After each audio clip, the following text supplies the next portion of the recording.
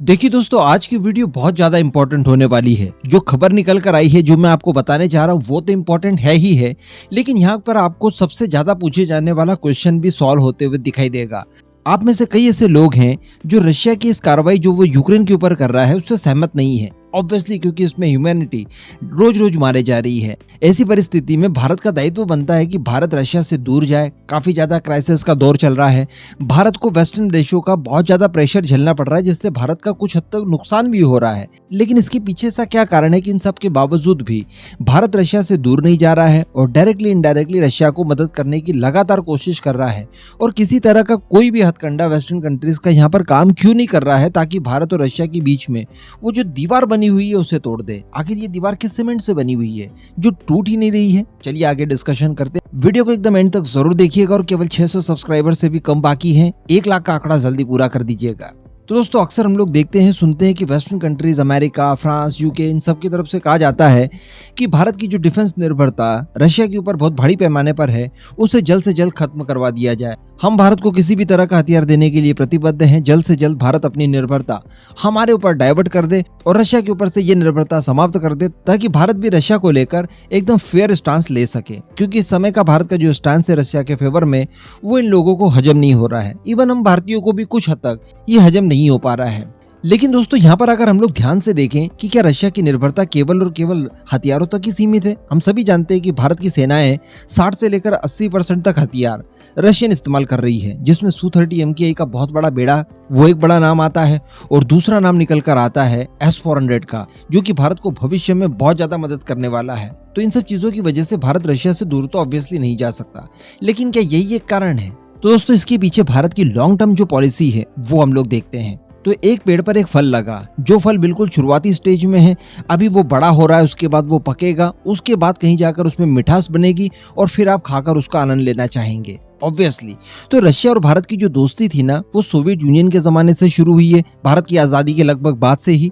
और तब से ये फल काफी छोटा था। हम इस फल को लगातार निगरानी कर रहे हैं, पानी, खाद ये सब दे रहे हैं और इस फल को बड़े होने, इसमें मिठास आने और इसे खाने का इंतजार कर रहे हैं। अब इस समय की अगर परिस्थिति देखी जाए तो रशिया बहुत ज्यादा परेशान है। इस परेशानी को अगर हम लोग सात्विक तरीके से देखें तो यार, परेशानी में दोस्तों को सहयोग करना चाहिए, लेकिन थोड़ा सा सात्विकता से दूर हटकर देखा जाए तो किसी दोस्त का फायदा तभी उठाया जा सकता है जब वो परेशान हो। आप थोड़ा सा कल्पना करके देखिए कि 1 साल पहले जब रशिया यूक्रेन वॉर शुरू नहीं हुआ था, उससे पहले अगर आप डिस्काउंटेड रेट पर रशिया से क्रूड ऑयल मांगते तो क्या रशिया आपको डिस्काउंटेड रेट पर क्रूड ऑयल प्रोवाइड करवाता? क्या नहीं करवाता। आज रशिया से आप किसी भी तरह की हथियारों की टेक्नोलॉजी जब मांगने जाएंगे ना, तो वो बिल्कुल आंखें बंद करके आपको प्रोवाइड करा देगा। क्या ये आज से 1 साल पहले के सिनेरियो में पॉसिबल था? नहीं था। अगर आप इस पे संबंधित किसी तरह की कोई टेक्नोलॉजी या किसी तरह का सहयोग जो कि काफी बड़े लेवल का होता, वो रशिया से मांगते, तो क्या रशिया आपको सहयोग करता? नहीं करता। तो ये सारे कारण है कि भारत और रशिया की दोस्ती आज टिकी हुई है। देखिए, चाइना को भी आपने नोटिस किया होगा, ईरान को नोटिस किया होगा, आपने सीरिया तक को नोटिस किया होगा कि जब से रशिया परेशान हुआ है इस युद्ध की वजह से, जब ये रशिया के ऊपर ढेर सारे सैंक्शंस लग गए, जब रशिया के लिए कोई भी दरवाजा खुला नहीं दिखाई दे रहा है, उस समय ईरान ने भी हथियार देने शुरू कर दिए। चाइना भी बैकडोर से कई सारे हथियार वगैरह भिजवा रहा है। तो भारत भी अपनी बैकडोर से कई सारे रिलेशनशिप को प्रगाढ़ कर चुका है। इसके पीछे का सीधा सीधा कारण है कि रशिया के रिसोर्सेस का बड़े पैमाने पर इस्तेमाल किया जा सके, क्योंकि रशिया इस समय परेशान है। रशिया यहाँ पर नेगोशिएशन करने की स्थिति में बिल्कुल भी नहीं है और ये समय बहुत अच्छा है, जितना हो सके उतना एडवांटेज ले लिया जाए। फिर वो टेक्नोलॉजी वाइज हो या फिर वो दूसरे किसी तरीके से आप एडवांटेज लेना चाहें, यही परफेक्ट समय है। इसी दिन के लिए शायद दोस्ती की जाती है जब आपको दोस्त से बड़ा फायदा मिले। एक्चुअली हम लोग जब दोस्ती करते तो उसमें एक अलग चीज होती है, लेकिन दो देशों के बीच में जब दोस्ती होती है ना, तो वहां पर अपने इंटरेस्ट छुपे होते हैं। तो उन्हीं छुपे हुए हिडन इंटरेस्ट को यहाँ पर पूरा करने की कोशिश की जा रही है, भारत की तरफ से, चाइना की तरफ से, ईरान, सीरिया की तरफ से। तो कहने का मतलब, इस दौर में एटलीस्ट कितना भी जोर लगा ले पश्चिमी देश वगैरह, भारत और रशिया के बीच में ये लोग जो दीवार खड़ी है उसे कभी नहीं तोड़ सकते। इसके अतिरिक्त दोस्तों, देखा गया है कि रशिया किसी भी मुद्दे को लेकर आपको समर्थन देने के लिए बिल्कुल तैयार रहता है। तो Russia United nation security council का परमानेंट सदस्य है, उसके पास वीटो पावर है। आप किसी भी तरह का धतकर्म कर दीजिए, रशिया आपके खिलाफ आने वाले किसी भी प्रस्ताव को वीटो लगाकर समाप्त करवा सकता है। मान लीजिए कि रशिया से हम लोग दूर हो गए, तो अमेरिका और ये जो वेस्टर्न ब्लॉक आज आपकी तरफ खड़े होते हुए दिखाई दे रहे हैं, ये CAA और NRC जैसे मामलों को लेकर भी आपका सहयोग नहीं करेंगे। पता चला आपने आर्टिकल 370 हटाया, उसको को लेकर किसी तरह का कोई रेजुलेशन ले आए और उस प्रस्ताव को गिराने के लिए आप वीटो पावर ढूंढ रहे हैं, लेकिन आपको एक भी देश ना मिले, तो ऐसी परिस्थिति में रशिया हमारा साथ देगा। भारत कोई लीगल काम करे या इनलीगल, हालांकि इनलीगल तो बहुत कम करता है, लेकिन अगर करे तब भी रशिया हमारे साथ खड़ा रहेगा। ये भी एक कारण है। और जो डिफेंस निर्भरता है वो तो है ही है।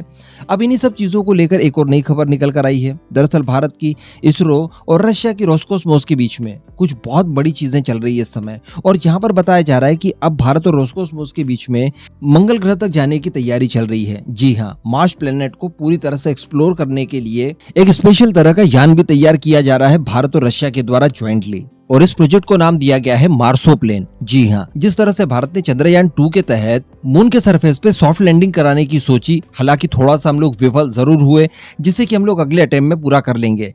ठीक उसी तरह की सॉफ्ट लैंडिंग वगैरह भारत और रशिया मिलकर काफी जल्द मार्स के ऊपर करने जा रहे हैं, जिसमें भारत और रशिया एक साथ इस तरह के प्रोजेक्ट के ऊपर काम करते हुए ऐसे स्पेसशिप को बनाएंगे जो कि मार्स के ऊपर न केवल सॉफ्ट लैंडिंग करे, बल्कि मार्स के ऊपर वो एक्सप्लोरेशन का काम भी कर सके। और मार्स प्लेनेट से किस तरह से हमें रिसोर्सेज मिल सकते हैं, वहां पर जीवन की क्या क्या संभावनाएं हैं, और इन फ्यूचर मार्स रिलेटेड जितनी भी एक्सप्लोरेशंस की जाएंगी वो सभी इसी मार्सोप्लेन के जरिए की जाएगी। तो कहने का मतलब आप लोगों ने देखा कि कितना महत्वपूर्ण प्रोजेक्ट हम लोग रशिया के साथ करने जा रहे हैं। इसमें रशिया की टेक्नोलॉजी, भारत की टेक्नोलॉजी, भारत का पैसा, रशिया का पैसा, दोनों एक साथ मिलकर बहुत बड़ी चीज कर सकता है। इन सब जॉइंट वेंचर्स की वजह से दोनों देशों के ऊपर बर्डन भी कम आएगा और दोनों को एक दूसरे के अनुभव का फायदा भी मिलेगा। तो जब भारत और रशिया के बीच में दोस्ती है वो इस लेवल तक पहुंच रही है, तो फिर भला कोई कल्पना भी कैसे कर सकता है कि भारत और रशिया के बीच में दोस्ती की दीवार हटा दी जाएगी। ये संभव है ही नहीं। एटलीस्ट आने वाले 2 डिकेड्स तक तो ऐसा बिल्कुल संभव है ही नहीं। और वैसे भी भारत यहाँ पर रशिया के लिए एक ऑप्शन बनकर हमेशा तैयार खड़ा रहना चाहता है, क्योंकि जो मैंने आपको बताया कि बुरे वक्त में फायदा उठाने वाली बात जब आ जाती है तो चाइना इस मामले में नंबर 1 है। ऐसी परिस्थिति जब अगर रशिया की आ जाएगी कि रशिया बहुत ज्यादा परेशान हो चुका होगा हर तरफ से, तो चाइना उसको पूरी तरह से निचोड़ लेगा। चाइना उसकी लगभग सारी टेक्नोलॉजी हासिल कर लेगा, उसके सारे रिसोर्सेज के ऊपर कब्जा कर चुका होगा। तो वो परिस्थिति रशिया के साथ साथ पूरी दुनिया के साथ साथ भारत के साथ साथ इस पूरे प्लेनेट के लिए खराब होगी। तो भारत ऐसी परिस्थिति कभी नहीं आने देगा और चाइना के एक विश्वसनीय विकल्प के तौर पर रशिया के लिए हमेशा खड़ा रहेगा। यही सारे कारण है कि ये कितने भी प्रयास कर लें, भारत और रशिया को अलग नहीं कर सकते।